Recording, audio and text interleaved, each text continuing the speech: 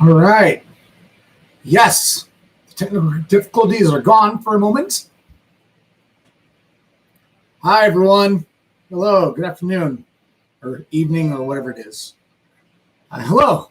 My name is Nassim Fournier. This is my channel called Where in the Hell is Boulevard, Sweet Home Boulevard. We love it. So, yeah, I was not able to give any type of news updates or any current events updates today.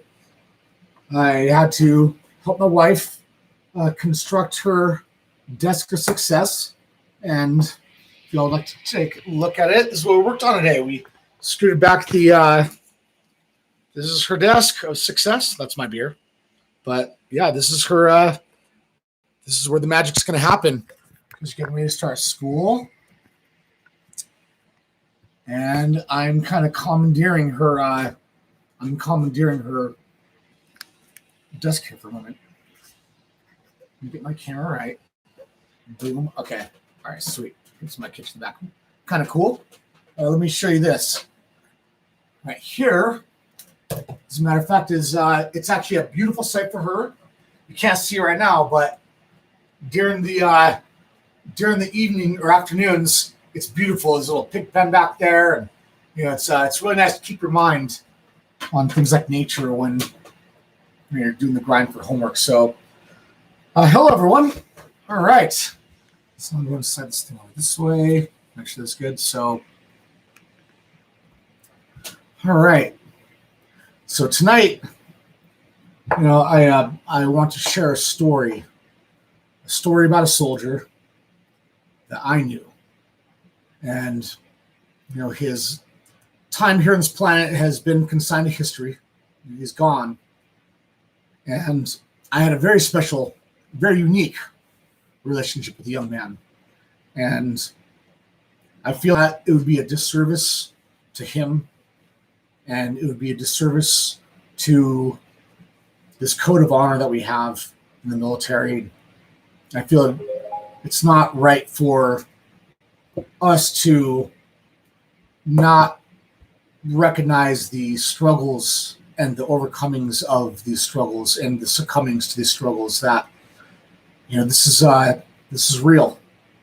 So if a lot of us have not ever had an experience with a veteran, and some of these struggles that we have coming home, now that this war is over, I would like to say this is that, maybe before this war on terror started, there was a lot of mental health awareness. But what I will say is that thank you to all the veterans out there, because it took you guys, it took us to come home with the problems that we had with the drug addictions, with the spousal abuse, with the survivor's guilt. And I really believe that it took us to shove this into the face of American society. And I really feel that after guys started coming home, doing horrible things, beating their wives, committing suicide, doing drugs, it was only then, in the late 2008, 2009, 2010, that we really started acknowledging and accepting that, holy shit, mental health is real and it's affecting our soldiers coming home. So, so let me give you a quick rundown on who I am real quick. I don't really boast about this stuff too much, but I'm a veteran of a foreign war. I served in a very specific, very peculiar time. And this ties into the story about this young man. We're not going to put any names out there. His family's still trying to work out some stuff. And so I want to respect that. We all need to have some sort of solidarity, code of honor, some standard to respect people. So I'm not going to put his name out, but his story needs to be heard. So let me backtrack a little bit. My time in the military was a very, very long time ago. It was about 20 years ago. I didn't sign up after 9/11 to go to war. I signed up 7 months before 9/11. I signed up in February of 1. I didn't sign up to go to war, and war happened. So these are the things I got as a young man. But one of my most favorite experiences that I will never forget, and I want any veteran, whoever signed up during this time, to never forget this, that we truly were the greatest generation, the greatest of this generation. and to see all of the diversity and see this voluntary army come together and volunteer themselves. I mean, we really saw the true diversity of America, in those first 5-10 years of this war on terror. And thank you so much for letting me see and experience all of these people coming, to sacrifice and give up their high school years, the senior in high school, senior in colleges. So I saw all these people come in, and you guys truly are my heroes. Looking back on it now, I'll be honest. If I had to go back in time and I knew that war was going to break out, I wouldn't have joined the military.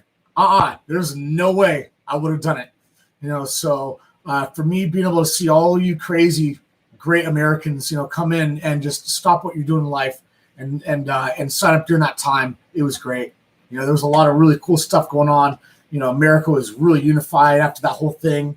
There was a lot of good smells in the air. And so one of my favorite experiences was watching, just the diversity of Americans that were signing up, and not just to go in the military, but, at the time, in the early 2000s, if you were going to go into the military and you signed up for infantry, I mean, you were almost guaranteed, to be stacking bodies or be a stacked body. And it's the simple truth. And so seeing a lot of these really young, brave Americans, maybe some a little dumb, we all were, everyone is when we were young, but so this soldier was one of those. He was one of those great Americans that I saw that, that signed up at a time of need in a voluntary manner. And so I met this young man in 2004. And he was a little scrawny guy, scrawnier than me. And at the time, I was definitely scrawny. So, he was definitely a little guy, almost like a short wannabe thug.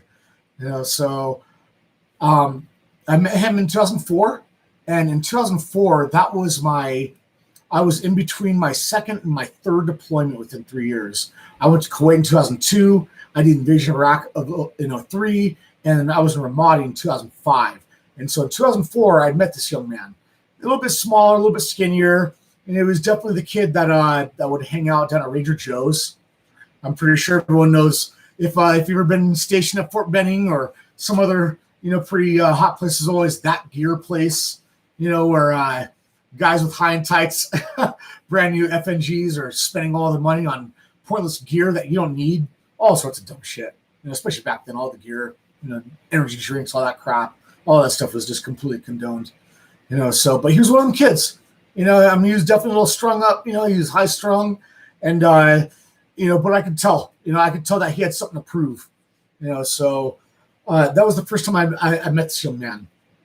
So in 2005, about almost halfway through our deployment, this is actually a really good story I'll share with you guys. So, this is my third deployment in 3 years. And, I just done the invasion of Iraq in 2003, and I was in a line platoon in 2005. And you have to understand the context of the time. There's always just amazing Americans, just hungry, ready to go kill and be killed for their country. And so, for a lot of these guys, this is their first deployment. This is their first deployment back in 2005 for a lot of these young Americans that, think about it. I mean, even if you join the military, in 2001 at 18 or 22 years old, super young. And so for a lot of these guys, man, these guys were hungry. These guys were wanting to go outside the wire. They were wanting to go get in the firefights. They were wanting to earn their worth, on the battlefield, and they wanted that. And so this young man, he was definitely part of that. He definitely wanted that. He wanted the acknowledgement, that he was, he was worth his worth, on the battlefield. And so I was in 3rd platoon. So in an infantry company, which is a company is comprised of 4 platoons. There's 3 line platoons or maneuver platoons, if that's what you want to call them. And then you have 1 headquarters platoon. In the headquarters platoon, you'll usually have, like the company supply guy, the company medic, the radio guy. You'll have the indirect fire officer. So you'll have like a lot of frontline admin guys, I guess is what you call it. And so the first 5 months of that deployment in 2005, there was all these hungry guys, and he was one of them. he was one of them, man. He's like, man, all we do is pull Force Pro. We're just hanging out. We're not really doing much. And these guys were hungry, wanting to see some action. This is my third deployment, 3 years. I wasn't wanting to see no action. I was wanting to be bored of shit. I was wanting to complain about doing force protection. Maybe some route clearance, probably the most edgy thing I wanted to do. And the first 4 or 5, I guess, maybe almost 6 months of my third deployment in 2005, I was not in Ramadi, actually, for the first 5 months of that deployment. The first 5 months, we were actually in a place called Bakuba. And so Bakuba was a town about northeast of Baghdad, maybe an hour or so. It was a little bit south of a huge Air Force base called Balad. LSA Anaconda is what it was called. So the first 5 months, we were chilling there. And it was quiet. And it was boring. And we were doing things that, the only thing that would happen to us in those first 5 months was there was one mortar attack, and that was it. So at that time in the Army, because we were doing 12 to 18 month deployments long, the Army would get everyone would be able to take a mid-tour leave, go home. Go home for 2 weeks at a time. And so I ended up going home in May of 2005. And so when I left, I left this little base that we were staying at. It was right outside the city. It wasn't that bad. Well, when I got back from my 2 weeks vacation, or my mid-tour leave is what they'll call it. What happened is that I got back and there were starting being containers and connexes, and they were starting to get filled with gear and equipment, and there was all sorts of new things going on. And I came back, and I ended up getting with my sergeant, and I asked my sergeant, what's going on with all this movement going on here? And he's like, oh, you've been gone for the past 3 weeks traveling and being on leave. Well, we're giving up our base to the Iraqi army, and we are being retasked out west to a city called Ramadi. And I knew where Ramadi was. And if you don't know where Ramadi is, I would definitely look up maybe the history of Ramadi. And so Ramadi is a town about 70 miles west of Fallujah. And so for any of you, I guess, my generation folks, I'm sure we all remember Fallujah, back in 2004, 2005, or 2003, 2004. And so Ramadi was a town that, let me go back a little bit, back in 2004, when the Al-Qaeda were coming into Iraq to come fight the Americans. So, and that's my belief on why we were there in Iraq, was because we had created a battlefield and invited and welcomed the Al-Qaeda and the Taliban to come in and fight us on this battlefield that neither of us knew very well. But so when the Al-Qaeda came into Iraq, they're coming in through Western Iraq and Northern Iraq mostly. So one of their main areas of interest that they wanted to base their incoming operations out of, like bringing people into the country to go fight Americans, was Ramadi. Well, Fallujah popped off out of nowhere. A couple of guys traveled on this wrong road. They got killed. Bodies got hung up on a bridge. That was the Al-Qaeda's hoorah. We gotta make a stand in Fallujah. Well, they got that ass whooped. And so what ended up happening was that they fell back to their contingency spot, which was Ramadi. And at the time, there was, there was submarines and there was a light infantry task force that was there in Ramadi. And that was at the end of 2004, beginning of 2005. And the unit that we replaced was being replaced, and because their deployment was ending early because the amount of battle damage and losses of personnel that they had. And so it was a bad place. It was a bad place, this place called Ramadi. So I knew we were going there. And there was a bunch of new guys. There was a handful of us guys. It was our third deployment, 3 years. Sure, we had some leadership that was, they didn't done Desert Storm or Kosovo, but for the newest guys, this is what we were dealing with. So Pink Soft was in headquarters platoon when we went to Ramadi. And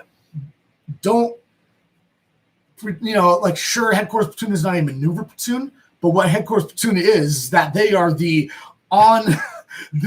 front line administrative platoon. So headquarters platoon, the first sergeant of a company is in headquarters platoon. The first sergeant deals with things like casualties if someone gets injured or something happens out there, guess what? Headquarters platoon's got first sergeant, it's got the company medic. So yeah, headquarters platoon, there's a lot of frontline administrative stuff going on, and it's tough. It's a tough spot to be. But when we were in Ramadi, I remember this young man, and he had this edge about him that, man, he wanted to be out of headquarters platoon.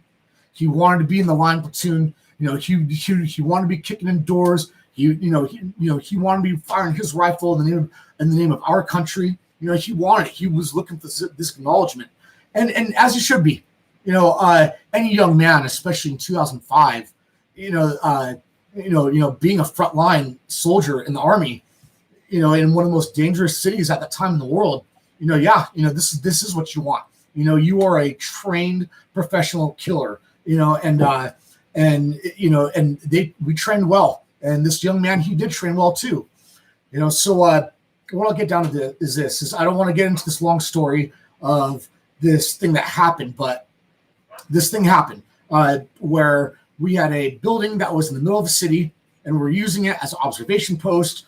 We would have platoons cycle in, cycle off, 3 days on, 3 days off, or 3 hours on, 3 hours off, for 3-4 days at a time. This is our op tempo. And from there, another platoon would come replace us. Well, there was a lot of stuff that was going on in this building. There was some establishment of how do I say this? Of boundaries. If you've ever been deployed, especially back in those days, back when the ROE was just a little more loose, and maybe combat could be combat a little bit more. Max sounds so much. This building that we were in, this building got attacked. The enemy that we were fighting in Ramadi had come up with a complex ambush to keep everyone fixated in the building, keep their heads down, start shooting at us in the middle of the day, surprise attack. And what they're really doing was they're giving cover fire for a guy that was going to try and run the building, blow us up. That can be another story, another time, but what I will say is this, is that, right before this attack happened, this young man had found an available slot in my platoon. And he was in first squad, and I was really stoked to see the young man. I was really stoked to see him, in my platoon, young man, earning his keep and earning that respect and that legacy. Well, once you guys see the video of this building, and it's not fake news, I'm telling you, people actually lived and survived in this building. I was in this building with my platoon, and we were on the last day of this rotation, and we had a platoon that was supposed to come relieve us. This complex ambush happened, and the building was attacked, and it's pretty devastating. I mean, you see this thing. I mean, I look at this thing years later, almost 20 years later, I see it, and like my heart stops. Like, ooh, there's no way. Like you see it, and you're like, oh, no way. Nope, I don't believe it. I don't believe that anyone in that building, or even within a half mile from that building lived. And it's gnarly, man. I mean, it's gnarly. I mean, you see this video, and it's they recorded the attack on this building. Well, this young man, he was in first squad, and I was in second squad. And so the way that you would do these op tempos was that when you would go to this building, you would do, like I said, 3 on, 3 off, 4 on, 4 off, and you just rotate out. I mean, you don't really get rest. You're just kind of on standby. I mean, so his platoon was downstairs in the 3rd floor of this building, and his platoon was on the rest cycle his squad was on the rest cycle while my squad was on the, was on the OP cycle, where 2 rooms facing south, two rooms facing north, 1 facing west, 1 facing east, and they all had 240 Bravo machine guns that were mounted at the windows, and we were pulling security. We were holding our perimeter. Well, this thing went off, and when this explosion happened and this attack happened, of course, me, I left my damn body armor downstairs on the 3rd floor, where on the 3rd floor is where you do your rest cycle. And at the time, we all know this from the military. Guess what? Sure, you're still supposed to have a full battle rattle on, but guess what? Terrain dictates if you're in a situation where, hey, maybe you don't need to go walk outside to go brush your teeth or take a shit or a piss. with all of your gear on, maybe you just need your vest on. You don't need the load bearing equipment on. So so I had my load bearing vest that I put over my body armor, but I did not have my body armor. So this gnarly thing went off, this huge explosion, and I'm not a doctor, but what I remember is that everyone that was on the fourth floor pulling guard, where I was pulling radio guard, everyone on that fucking floor got knocked the fuck out. I mean, everyone woke up, black smoke billowing out of this building. People were screaming. The guy that got injured the most, I'll say Morrow. He was in this. He was in this room that took the brunt of that blast. And so this young man that we're talking about, this soldier, he was on rest cycle. And he was in the most protected room of this building when this attack started happening. Now, I wasn't downstairs, but when I was able to wake up and get those radios rebooted and make my way down to the third floor, and I've got pictures of this stuff. I got pictures from inside the third floor after this attack went off. I was able to go down there, but people were scrambling.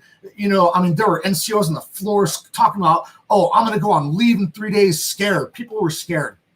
And damn right they should be. Looking back on the years back now, people were scared for the right reasons. Well, I'll get back to that in a second. Let's finish the story. So this kid, it looked like something hit him on the fucking head, and like I said, I'm not a doctor, but everyone had bumps, scrapes, bruises. People had brain injuries, and my buddy Ray was trying to attempt to provide some sort of leadership and direction, and he was checking through everyone there, and he was like, "Hey, are you okay? Go and grab your rifle, grab your Mitch, go and pull security on one of these gaping holes inside the building." Well, when it came to this young man that we're talking about, I looked at him. My buddy Ray looked at him. A couple of people looked at him. I remember this so clearly. We looked at him and we were like, "Yo, you're good enough. You're good enough. Grab your rifle, grab your Mitch, go pull security in one of these holes." And long story short is, you know what? He got medevaced out of there. He got medevaced. And as he should have been. As he should have been medevaced. People got fucked up. It's a miracle we're alive. If you ever want to take the time to hear that story, it's gnarly, man. It's a no shit there I was story, but he got medevaced, and at the time, you have to understand this is a different army of the time. At the time there was these nuances, like, hey, guess what? Like, it don't matter if you're fucked up. Like, are you alive enough to grab a rifle and grab your Mitch and go pull security? Like at least die that way. I know it sounds bad, but there was also this stigma of, at the time, you have to understand when you're in a place of where human beings are living and dying by choice and competition every day. Let me try to put it this way.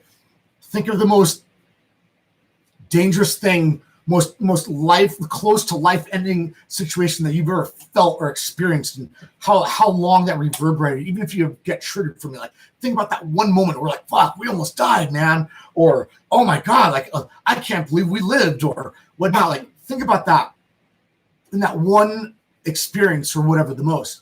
And you think about that, you take that feeling and you let that feeling be part of your morning regimen every morning. And every single morning, you look at yourself in the mirror when you're brushing your teeth or you're taking a shit. And you look at yourself in the mirror and you're content with dying. And it's okay that you're going to die today. And that's all right. And think about that. Think about telling yourself that out of this experience or whatever of survival you ever had. And think about that, like, man, like, indoctrinating yourself and climatizing to that. Because just think about that one day and the effect of it had, that one day, that one moment that, where your life almost ended or whatnot. Take that and let that day turn to days. And let those days turn to weeks. And let those weeks turn to months. And let those months turn to years. And I promise you, human beings, we will climatize and we will adapt and we will overcome whatever type of environmental challenges that we face, life or death, we climatize, and so, there's a little bit of a context back then where, hey, look, maybe, I wasn't in a position to be questioning someone's, medical abilities, but, and it wasn't just me, but a lot of us questioned, like how fucked up was he? Like, how injured was he?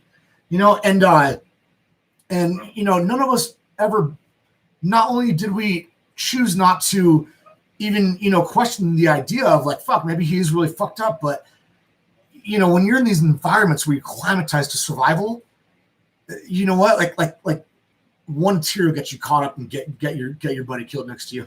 One tear, one moment of weakness, one moment of compassion, one moment of any type of emotion besides survival will get someone killed. And it's that environment is real. And so, when this whole thing happens, there was just so much that happened out of this whole thing. Our platoon sergeant, the Oracle, it's so inconvenient, man, because, he waited till August, which is kind of like the end of the time where people took, their leave. He waited till most of his troops took leave, and then he took leave.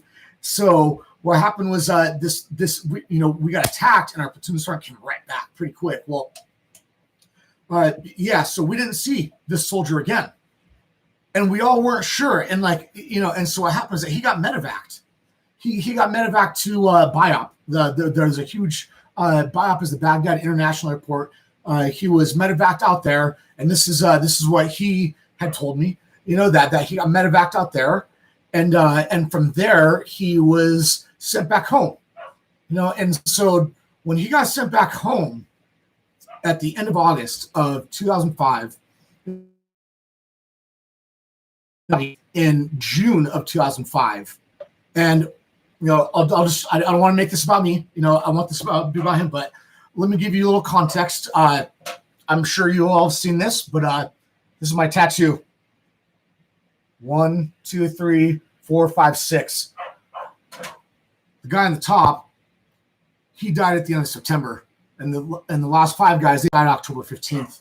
And so for this young man, he was sent home from this deployment, because he was deemed injured, and so there wasn't at the time, Facebook was still something that was being used by bougie PhD grad students, whatnot.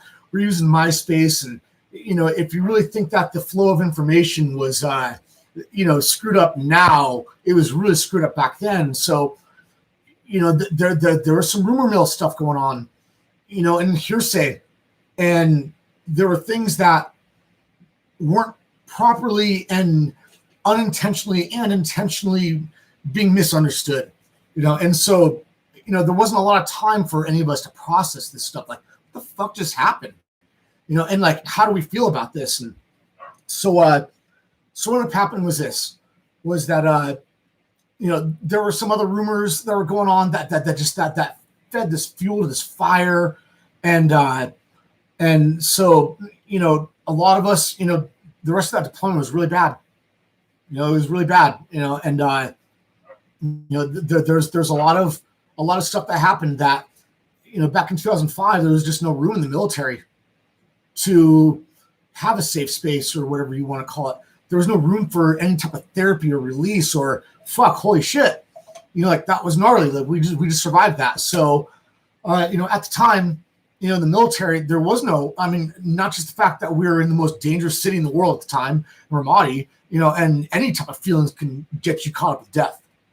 But when we got back home, there was definitely there were some things that had happened, and what I want to tell you is this: I'm going to tell you some stuff about this guy, and while these things can seem a little edgy and they can seem uncomfortable to hear, just know that I'm telling these things in respect out of his legacy and his life, because his story is to me it's important. So. Long story short is that when the young man came back home, he had plagiarized some of his actions, and he had stretched it a little bit farther than what really happened. And I don't have the content with me. I don't have access to it, but I know that the content was real. There were some statements made, and there had been some rumor mill stuff being said, and there had been, and there had been some fake news said about him too. And so there was all this misinformation after we just gotten back home from this deployment. And it was easy for us to look at this guy like, fuck you, man. Like, like you're back home talking all this shit and saying all these things, and these magazine articles and these newspaper articles, and all this opinion on why you think this guy fucking died and it was some other guy's fault. Like, motherfucker, you weren't there. And that doesn't come up from a point of disrespect. That comes from a point of respect and honor and code. That's because we have a high level of respect and accountability for one another's actions and whatnot. And so, there were some things that were not true that were said that he, I think he had said because he wanted to acknowledge that he was validated, I know that for a fact, I know for a fact, but there were some things that, that I was able to understand about the young man and some of the decisions, but it was hard for him too. I think he felt unwelcomed. I think he felt unwanted. I think he felt unacknowledged, and he felt like he had not earned his rite of passage with us. And I could tell that he was trying too hard to be a part of that. And, and at the time when we got back from this deployment, man, it was just so tough. You have to understand, man, it was this time in the military where, the military wasn't acknowledging that, people were coming home and beating their wives and beating their kids and being horrible parents and horrible Americans. And they were doing this, and they're going out and doing things like murdering their friends, and they're going out and doing things like, drug overdoses and DUIs. They were doing these things not because they were shitty soldiers, is because this is how they were coping coming back from war. And it was just 2006, 2007. It was at a time where if you maybe, and this is my experience along with some other people's, if you said that shit too loud, you would be deemed the lame duck, the weak, and the unfit for the pack. And that's a reality. That was really happening back then. And that's my experience. And, for any of us who felt that, I feel you.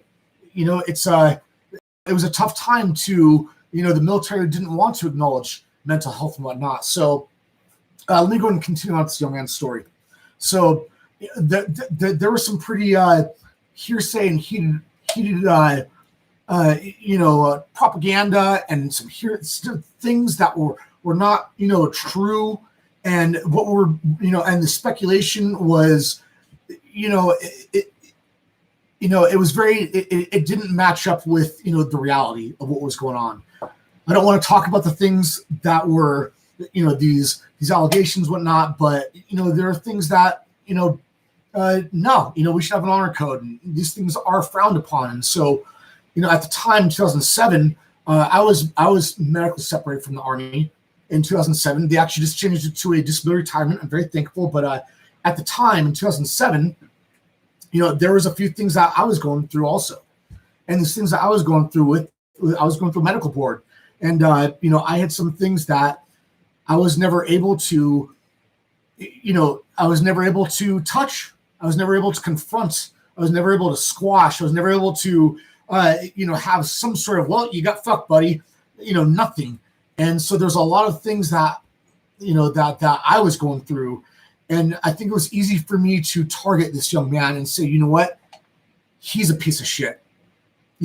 He's a horrible person. And yeah, it was easier for me to cast him away from, my band of brothers and just be like, oh, you know what, you did this and you did that and you lied about what happened. How disgraceful, what a fucking piece of shit you are, and I didn't do this because I was trying to, be a bully.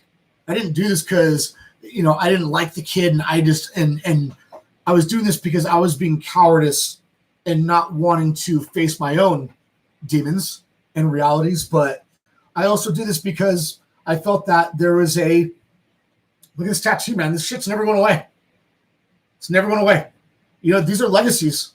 these are people's lives, and we have been involuntarily tasked to be the bearers, of these people's lives. And war's consequential, and death happens. And I felt at the time that he was being disrespectful, and he was putting some sort of bad name on the legacy of these men. And that's how I felt at the time. I felt that his actions were making these guys' names look bad because he wasn't able to be accountable for his doings. And sorry, I gotta change my mic. Okay, there we go. Sorry, guys. Look, man, if you're in the military and you go to war with people, you do things that suck, and you do things that you're proud of and you're not proud of because you have to survive. And that was one of the things I felt offended, and I felt, that I was in the moral right to hold him to an honor code and hold this young man to a standard. And I felt that was important.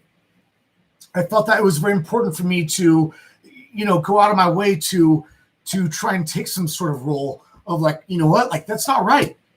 Like these people deserve better. So like, for example, how do I say this? So one of these guys, my arm, one of these dead soldiers, his family didn't have a lot of correspondence with the leadership of my company, and they came into town. And so this is something really important I want everyone to know, because I want to be accountable and responsible for this. This is something I did as a young man. And so, when you get back from these deployments, you get a plaque. You get a really badass plaque. If you have people that got killed in your platoon, that have like a memory of. And so my platoon sergeant at the time, when we got back in 2005, he had made a plaque for everyone. He had also sent a plaque out to one of my friends' families. And because his ex-wife was on the SGLI, she received a plaque, but not his family, his real family, not his mom, his dad. And so, his family came to Fort Benning, and I kind of was like the unofficial liaison for them. I set up a dinner for them. I tried to get whoever was in Fort Benning around to come to this dinner and welcome, this Gold Star family, and honor them. And so what happened with this plaque was that this plaque, my platoon sergeant had made a die out of like a cardboard die. Someone had designed it for him, and he had only so many stamped out. And so I'd asked him if he had any more. And at the time, my platoon sergeant said, "No, I'm all out of them." And I said, "Damn," because this person's family is coming to town. And so I did. When this guy, Thomas Bird, his family came into town at Fort Benning in 2006, we got them to do a big dinner with everyone. I awarded them my plaque. I give them my plaque, and they deserved it. And so for many years, I didn't have a plaque, but I had the cardboard cutout. And for many years, from like 2006, 2007 until 2012, when she's my girlfriend at the time, my wife now, she gave me the courage to go make myself a plaque in 2011, 2012. And, and at the time, I was so resentful of this young man, this guy who had said some things that because he wanted to be acknowledged and be a part of what we've struggled through, he had, made some incorrect and false statements about what happened to him in the war. And like I said, again, I felt that he was putting a disservice, a stain on these fallen soldiers' legacies by not being honest and accountable. And so at the time when I had made this plaque, this is some pretty heavy shit. When I had made the plaque, this kid had tried to hit me up a few times. And I was like, yeah, fuck off, whatever, you're not a real part of third platoon, this and that. I was like, you fucking disgrace these guys' lives and this and that. Well, I'm it's not the most proud thing I want to show you guys, but I want you guys to see this plaque that I had made for myself because I'd waited so many years. Stand by.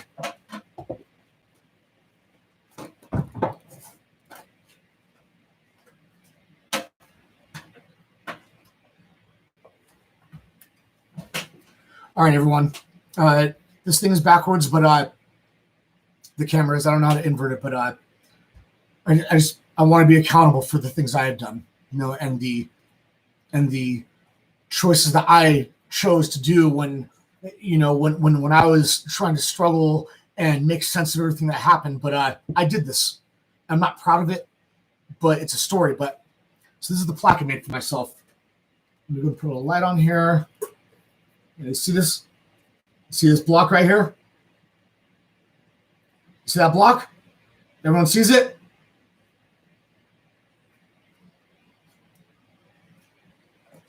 That block is this soldier's name. And I did that. I did it because I felt that he did not represent, the people that are on the bottom of this thing. And all I'd ever wanted was some accountability. Just, hey, look, I was scared. I was scared. The hotel went off and I was scared. I didn't know what to do. And I cowered. And like, that's all we ever wanted. We just wanted you to own your shit, and just let you know, like you're not above it and you're not below us, but just own it. Just take ownership. Yeah, man, it's all right. We may give you a funny nickname for a little bit and fuck with you for a while, but that's what we do, man. We take accountability, and most of it was because of me, because I didn't give him the chance to be accountable because I was so angry. I was so mad. And there's actually this one time where, my best friend from the Army, he's from Northern California. There's a Facebook group. I'm not going to name the name, but it's for our peeps. And the Facebook group, what I'll say is this, dude, is, on the anniversary of this, of this attack, we call it the Hotel Day, and it's a pretty awesome no shit that was story. But for many years, I didn't say shit when this kid had gone on there and expressed himself, and said like, oh yeah, no, happy Hotel Day, blah, blah, blah.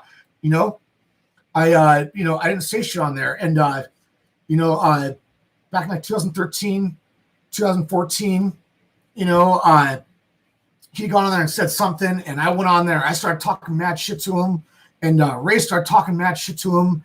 And, man, but in the end, he hit me up on the side of Messenger. Was like, dude, why do you hate me so much? And, and I had to let it out, and I had to let him know, like, fuck, dude, like, own your fucking shit, own your shit, man.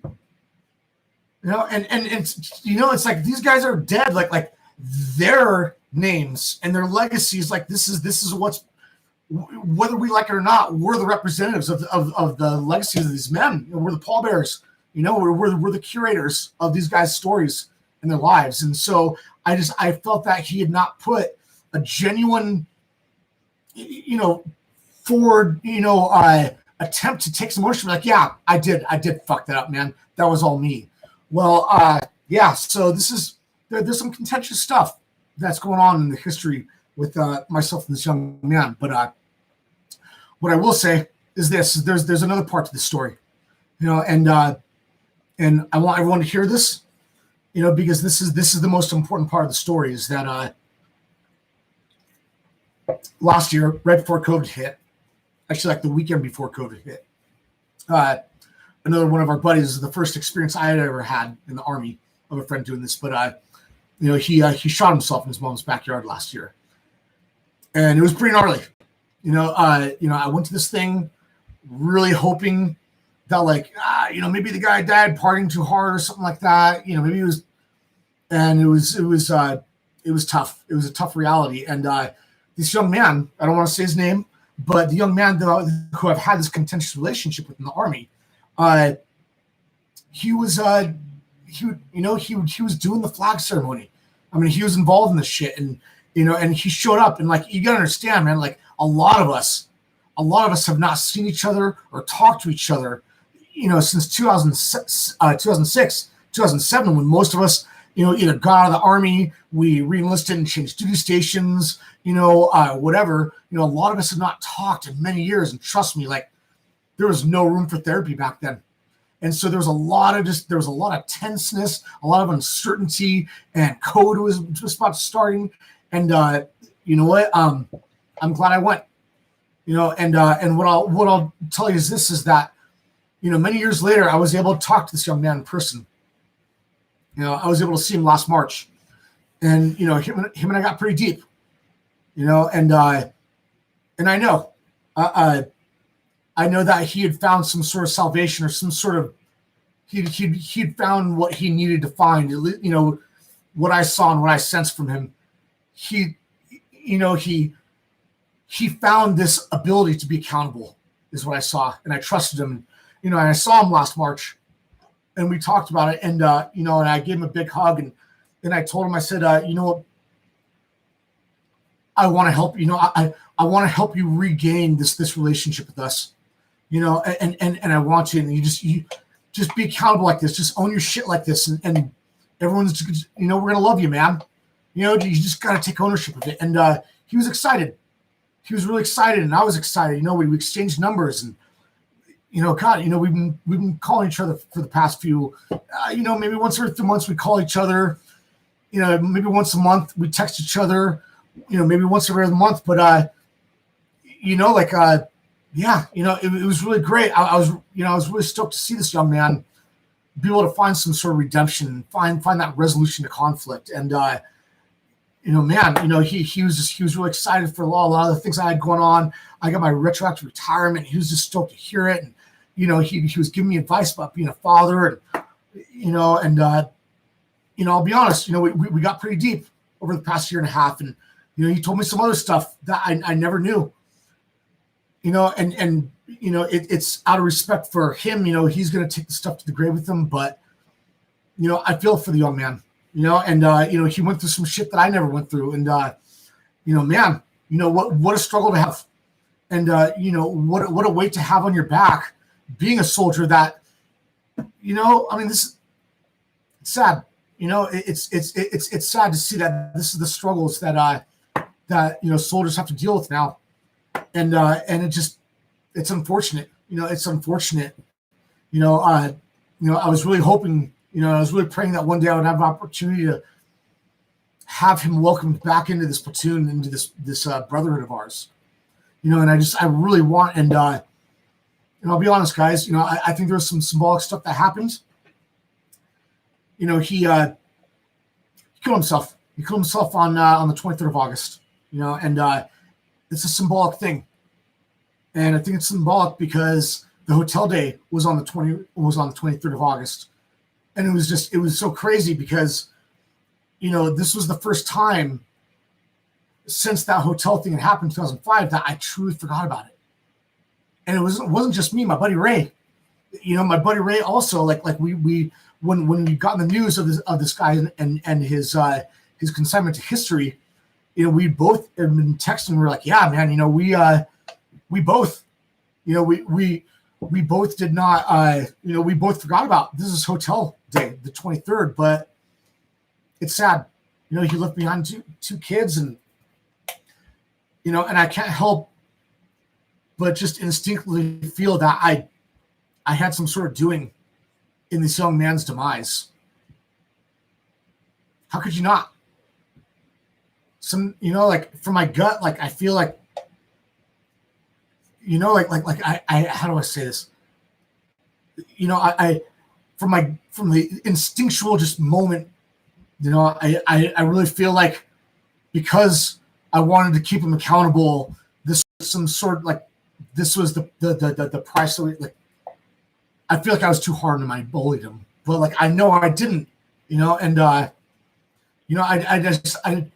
I expected an honor code out of him, and that's all I wanted. And I don't take back the fact that I put my foot on the pedal of that. I don't. I really don't, because I know that between him and I saw a man be accountable for his actions. I saw a man be accountable for his actions, and it's hard. It's so hard right now. I mean, how could you leave a family like that, like this? It's just, I guess it's not the first time this guy's done some controversial stuff, but I just kind of feel like there needs to be some sort of honor code. I mean, this isn't okay. I'm sad. I'm sad to see that this is a viable option in the 21st century, and this is what we America have created for us for our troops to come back home to. I'm sorry, I'm so sorry that this is, I really feel like we've got like we are the sons of failed leaders, and I'll argue anyone about this, that this generation of Americans that signed up after 9/11, I would love to have the argument with anyone that this generation of warfighters was arguably the much more refined and actually much better generation, the greater than the greatest generation of Americans, which is the ones right after World War One. I'll argue it. I will argue with you, and it's just sad. It's sad to see that 20 years later, this is what we've created, out of so much potential from so many young men, So this thing definitely was not scripted. I tried to talk from my heart. I definitely was, I definitely was not the best I could have been, but that's okay. I'm going to keep trucking on. Please give me some sort of feedback, and I just want to let you all know that this is what it looks like. This is what it looks like, and this is what, and I don't want to blame, like, thanks Biden, it's all Biden's fault. Like, I'm not going to do that, but this is what it looks like. It's not pretty, and I'm sad.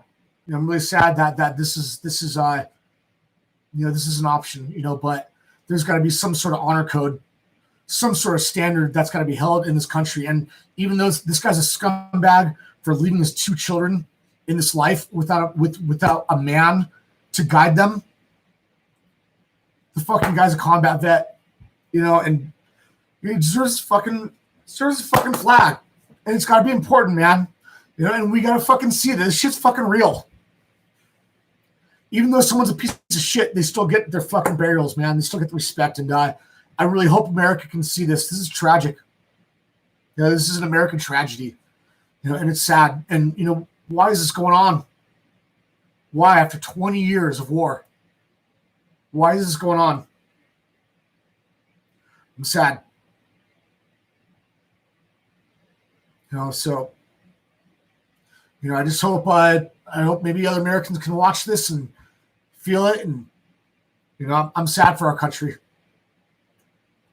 And I'm sad that this is the tragic ending. And deep down inside,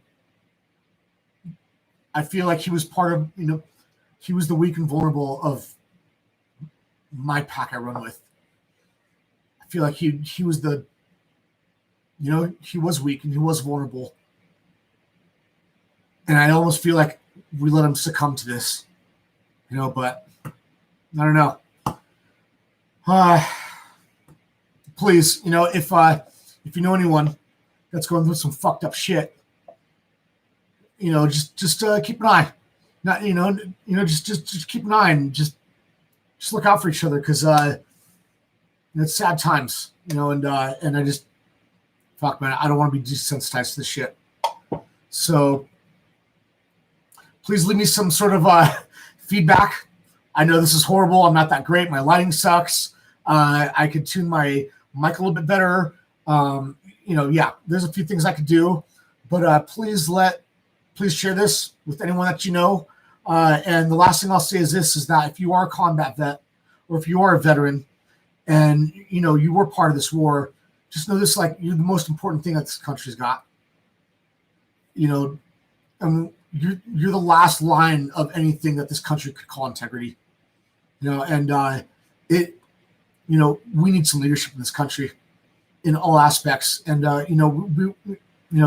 this country needs some leadership. And I know we got it out there. I know we've got some leadership that can be held to a standard with integrity. So, let's just, hey, I do have a mic from Blue, as a matter of fact. Yes, I do.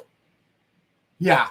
But yeah, I've got to tune my hardware, which I'm actually a hardware guy. But thank you everyone for listening to this story. Thank you very much. And if you want, share it. I know it's not the best story. I could have made this thing way better, but it's important. It's important that America sees what this is really like. And it's sad.